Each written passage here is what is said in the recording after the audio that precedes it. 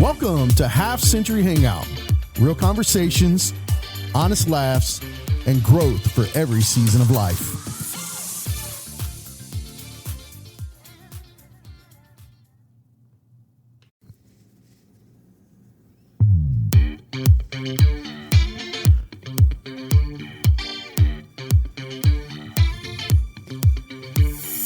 Welcome to Season 2 of Half Century Hangout.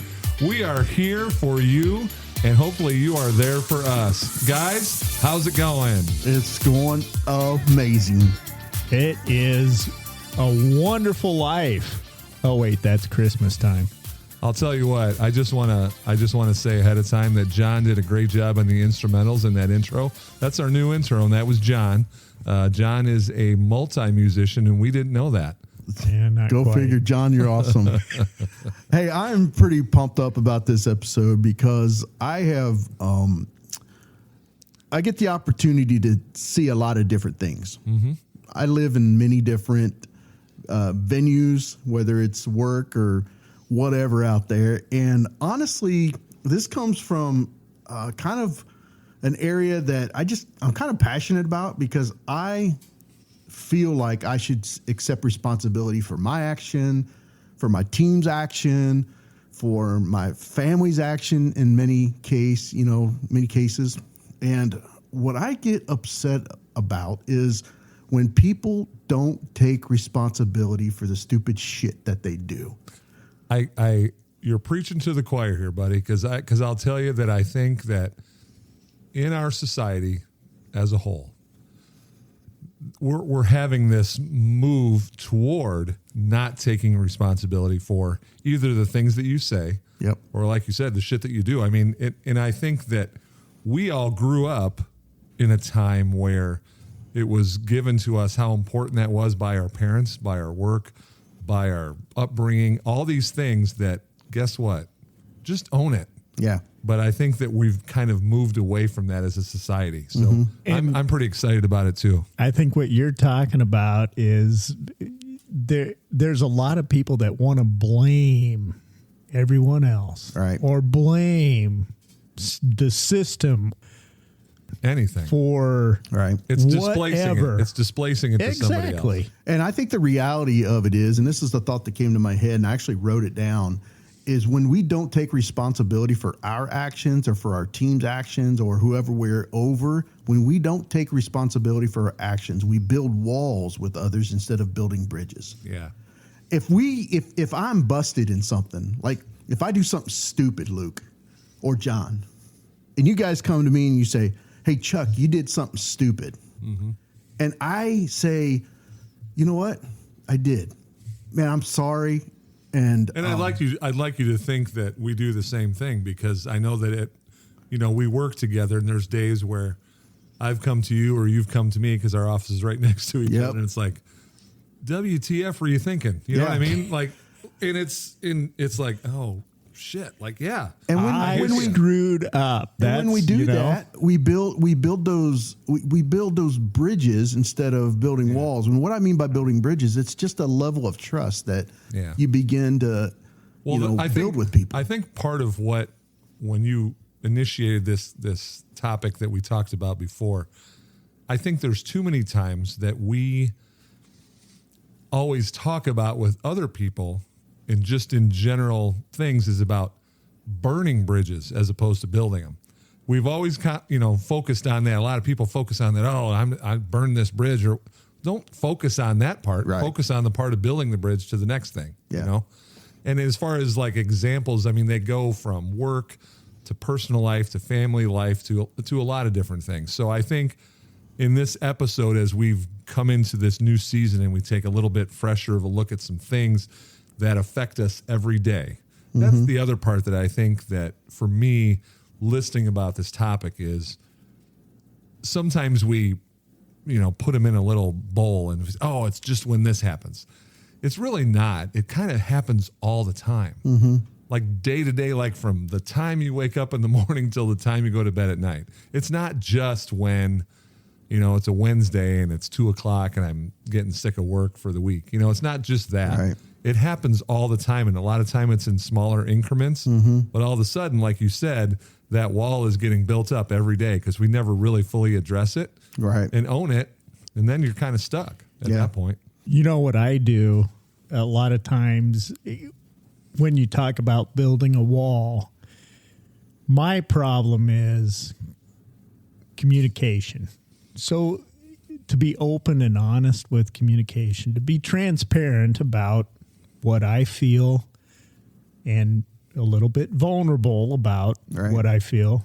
And sometimes that's hard for me. Do you think really that easier? Is hard? Is it harder for you, John, in your personal life, or is it harder for you at work, or is it harder with your family, or what? I would say it's harder at work. Yeah. Yeah. I have a hard time sharing that kind of stuff with certain people. Yeah.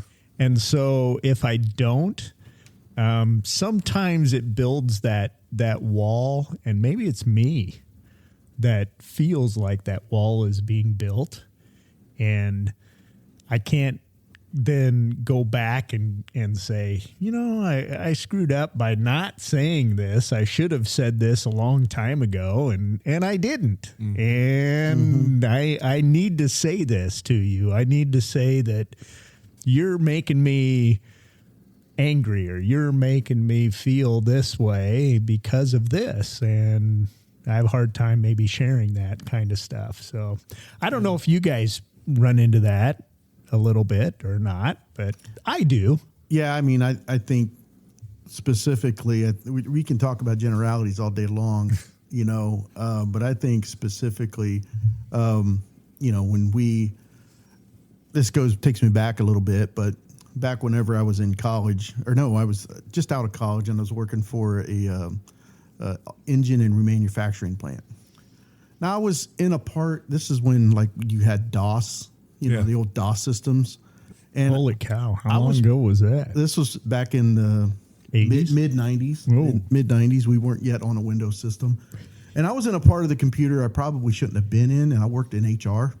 And so I had access to a lot of different areas, and I got into an area that I was like, I don't know how to get out of this area. This is dark, folks. And as it turned out, I ended up printing in mid-pay period, 3,500 checks for the entire company. And at that time, these guys didn't know how they were going to go back, and they thought they had to give them the checks during mid-pay period. Now we know why Chuck drives a new Jeep. Yeah, so kidding.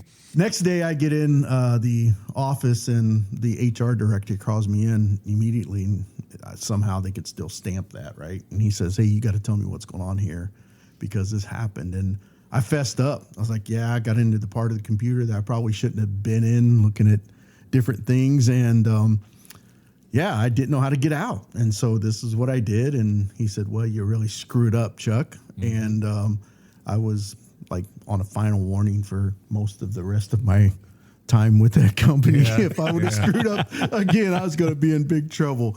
But so that was the time where I actually did build I eroded a lot of trust with that stupid mistake, but I actually built some trust with the funny thing about that story is that what I took out of it, and you'll laugh at this, and this is why we're still the same guys, and I'm pre-warning you here. I was picturing Chuck working for HR. Yeah, I was picturing me go into his office and go, Mr. Kaiser, I'd like to report something. I just laughed about that.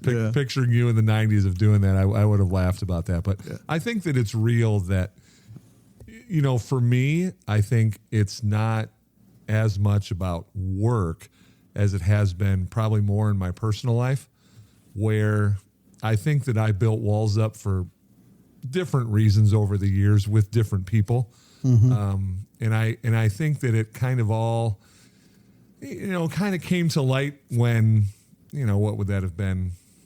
Probably in the 2010 to 15 range, somewhere in there. Yeah. When I realized that I had probably kept some people in the dark about things that I probably shouldn't have. Yeah. That I either eroded some relationships or something that was there that I should have kept stronger when what I was trying to do was be on an island. You know, like it was just me.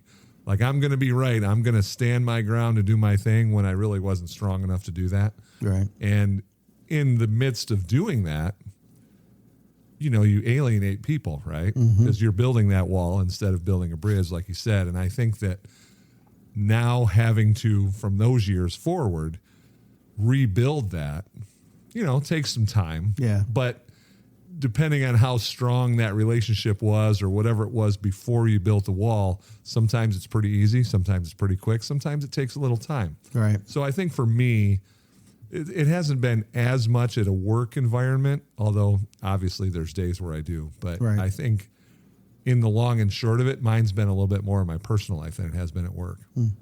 That's good. That's really good. John, where do you think people in general build walls the most? Do you think it's at home, at work, friendships? I mean, where do you see that coming into play? You know, I think that we build walls everywhere. I think the way that we can help to grow through that and not have those walls built is to, like I said before, communicate well. And I, in general, have a harder time sharing certain things. You talked about finance. I have a hard time sharing finances with people. I have a hard time sharing health concerns with people. And I think that maybe is some things that where people feel like maybe that's a little too vulnerable for me. And, you know, you go through certain things in life and you got to have really good friends and you got to have really good relationships with people. I do anyway, I guess. But I think people in general too. I think that's true. But And I do believe, kind of like I said in mine, and I think it's tagging on to what you're saying when you said that communication piece about certain things that's difficult to do. You do kind of, at least for myself, like I said, you're putting yourself on an island. Yep. I mean, I can handle this on my own. I don't really need to tell these people about this or about this, but I think there's always going to be that information that you keep close to the vest, if you want to say, however you want to say that. But in the same breath, I think that as people going forward, it's like, it's okay to let that go and to let somebody else say, hey, you know what? You do a great job, but when it comes to this, like, I could have helped you through that, or I could have done this, or I could have done this. Right. When we're kind of, without doing it purposely, we're shunning help from other people. I will tell you this: the older I get, I went and saw a keynote speaker at a conference once, and she said, I'm getting old enough to be able to share things with people because it really doesn't matter what people think anymore. Right. And I can be vulnerable to those people. And yes, I know. I see you shaking your head. For me, it does matter what people think. And I think people say that, and I think sometimes people kind of overplay that card a little bit. Because I think it goes too far the other way. Like, I'm going to be a complete jackass. Right. Because I don't care what people think. Yes. So I think when we say that, like, I understand the concept behind the words. Yeah.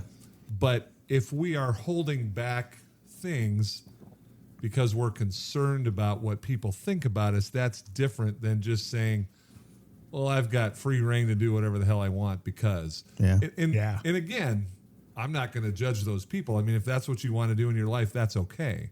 But I think that at some point, if you get to that level where your thing in your mind is, I can say whatever I want. I can do whatever I want. You gotta walk it back a little bit. I think. So too. Yeah, I think you're right. But again, there's people that can live their life that way, and that's okay. I just choose not to. Like, it's kind of like the movie Gran Torino, right?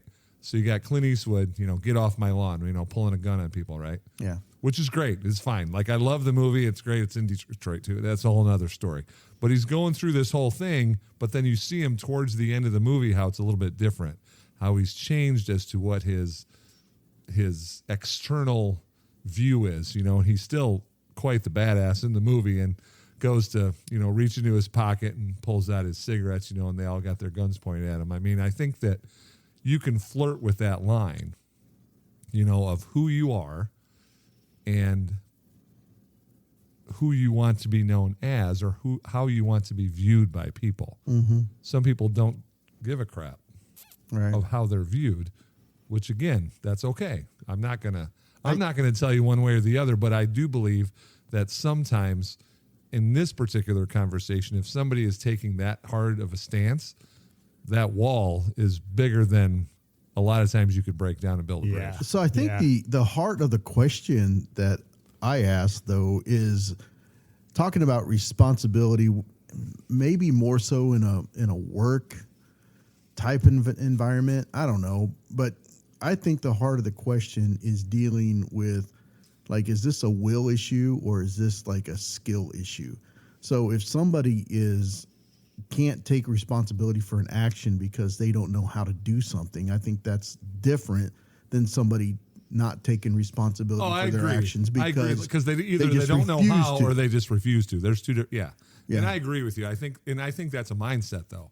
That's also a mindset where if somebody, you know, what's your fallback? What's your default, right? Right. If you don't know how, I'm going to default to this, and I'm just going to say, well, you know what? I don't care what people think, or I don't care about this, or I don't care about that. That's a default that a lot of people have. Mm-hmm. Whereas it might be, you know what, I've never dealt with this before, you know, help me out here. Yeah. Or even that, if I've never dealt with it before, even if I don't, you know, quote unquote, ask for help, how is it that I portray it to somebody else? Right. Do I portray it like I'm going to be defensive, you know, and defend my actions, you know, whatever? Or am I going to be like, yeah, well, you know. And we've heard this, blaming, complaining, and deflecting. Yeah. Right. Those things you can do if you don't have that skill, but asking for help, people respect, I think, at least I respect a little more those people who will ask for help and will say, you know, I don't know how to do this. I really don't. Can you help me out here? Can I watch you do it as a mentor? And I think as your question looks, you know, and where does this happen the most, right? Does it happen personally? Does it happen at work? Does it happen in relationships? I think that, at least for me, I think it's kind of spread over everything. It's not just in one area, right? Right. I think it's more situational than That's what I was going to get ready to say, than too. Than it is like just this umbrella, right, you know, of whatever it is. It's situational, because you might just be in a situation where you don't feel comfortable. Like I'll give you an example, because John brought it up. Yep. But I'm going to say John said something about medical stuff, right? Right. So, long story short, I had to take John. We went to a facility that deals in medical care, and I happened to be there to give him a ride. I appreciate that. And I could tell, and I was about ready to leave the room because he was going to speak with his doctor, and then the doctor kind of said, "Oh, you can stay there." And I know that John initially felt a little, and I get it, because, you know, do you want to bear all that stuff? Like, you know, right. And I get it. So it, and I don't want to say at that moment that it built a wall, because it probably didn't. It actually probably did more to strengthen his and my friendship than it did anything, because he felt okay just saying what little he did. And to be honest with you, I don't remember what the hell he said, but it was just one of those moments where he was uncomfortable. I was uncomfortable. We both were. But you know what? Like I said, in the long run, at least for me, I mean, I think it strengthened it, because it's like I didn't make fun of him. Right. He didn't say, "Luke, you were budding." Well, into you my maybe life. did a little bit. Well, I maybe did a little. So it was all right, though. In those situations that we're talking about, what does ownership actually look like? Well, as we called it, situational. I think that it depends on the situation. Mm-hmm. Sometimes I think it's, you know, kind of immediate. Mm-hmm. It might be, but other times it might take a little while. it might take a little while until you actually realize what it was that you said or did or whatever. And that's why for me, like when I said mine was a lot more personal, sometimes mine takes a little while because you don't really realize on the backside how other people feel about that situation. But and that the fact that you dropped the ball. That brings up to another point to me, and I think it's the heart of the question we were talking about earlier where you guys are like, I don't understand that. But whenever I sense that you, John, or you, Luke, are building a bridge, like you're not being transparent with me on something. Most of the time with us, it's going to be like relational, right? Yeah. Probably. Yeah. Because Anyways, what does it look like for me to say, man, I feel like you're giving me a line of BS here.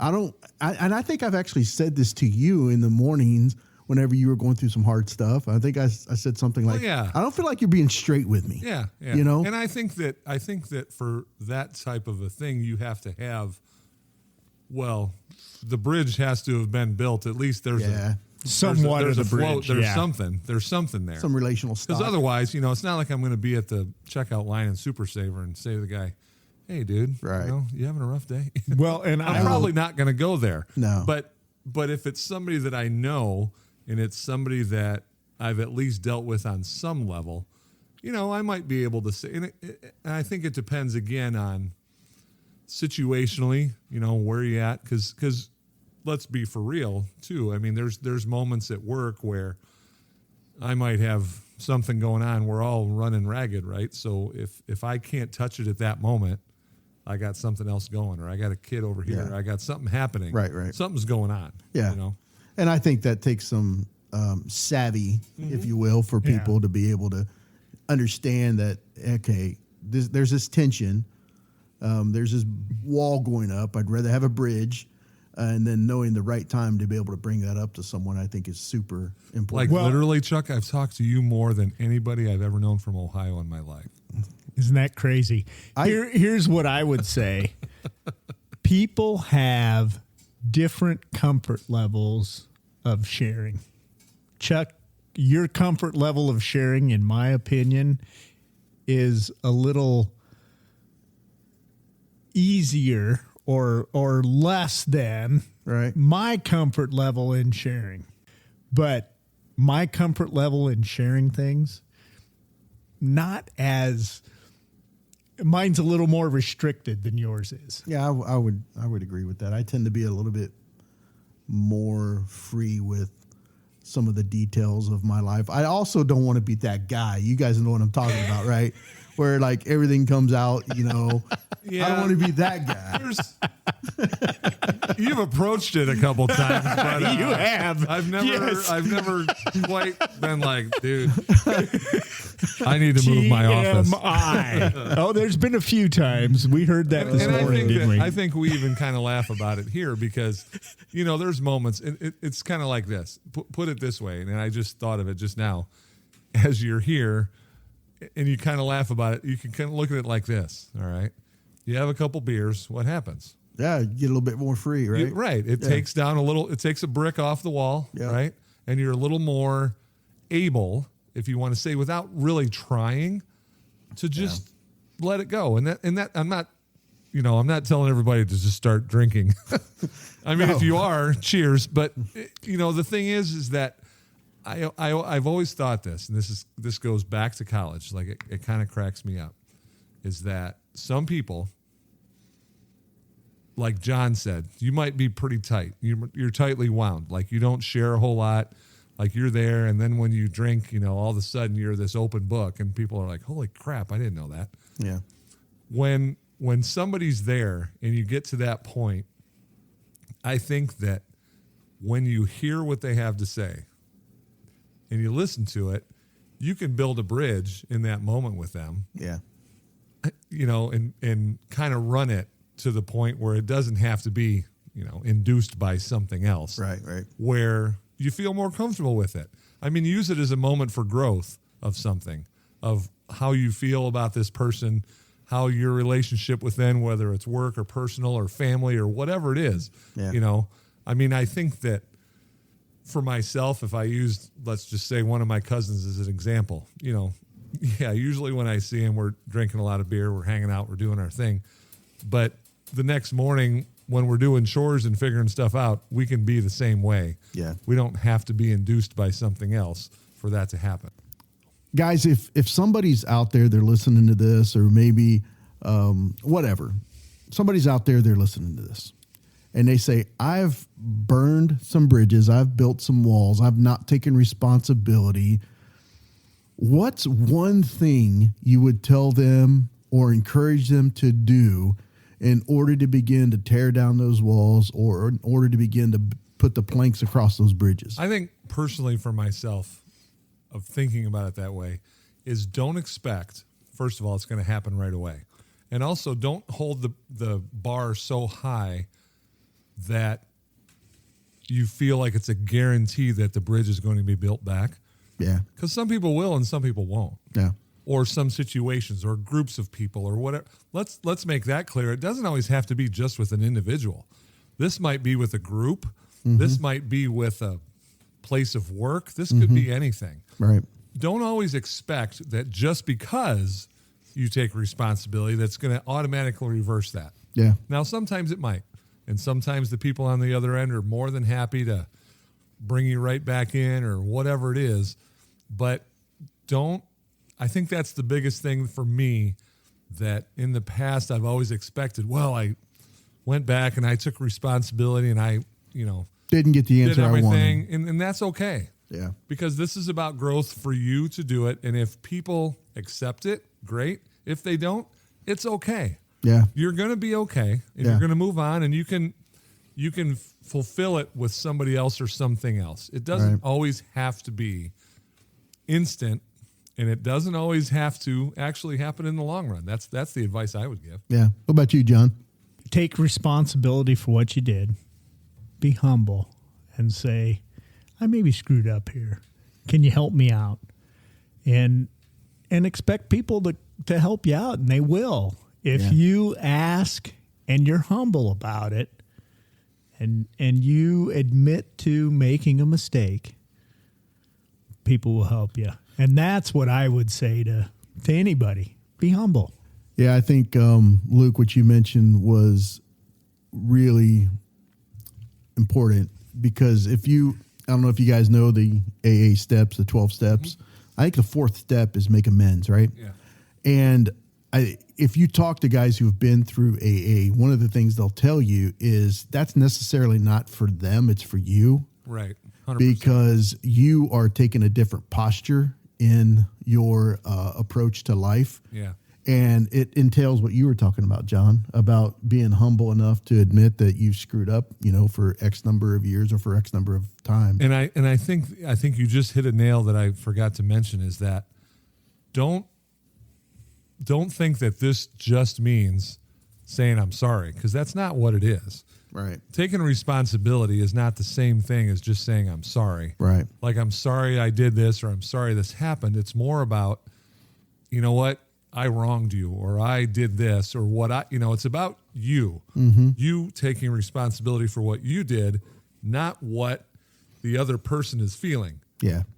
I'm sorry that I made you feel bad. Well, that's not real. That's not it. And I've learned this only in the last probably 15 years of my life. And there's certain people that have. I thought it was the last 2. Oh no, it's before that. But it's just one of those things. And I think you just hit it on the head too, that it's not always universal. It's not always this. It is about you. Mm-hmm.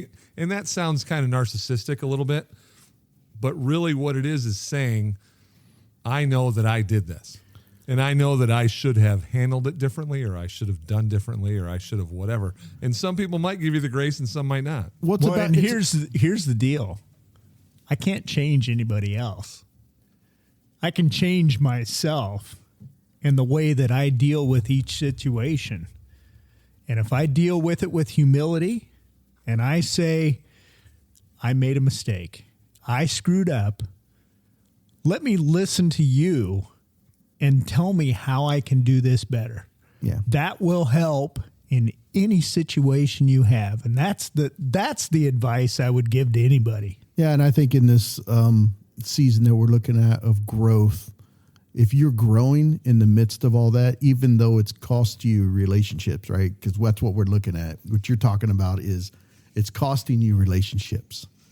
And if you realize the value of relationships and eventually you learn what it's costing you to not take responsibility and you begin to take responsibility, I think that's growth. I think it would also, I'd take it one step further, that those types of things, you're not just, passing up relationships, you're passing up opportunities.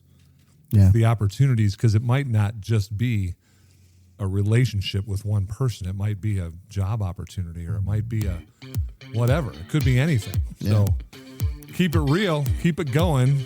And you know what? If you screw up, which we all do, own it. Yeah. Own it. Own it. Own it. All right, guys. Be humble. Thanks a lot. Have a good one. Peace out. Later.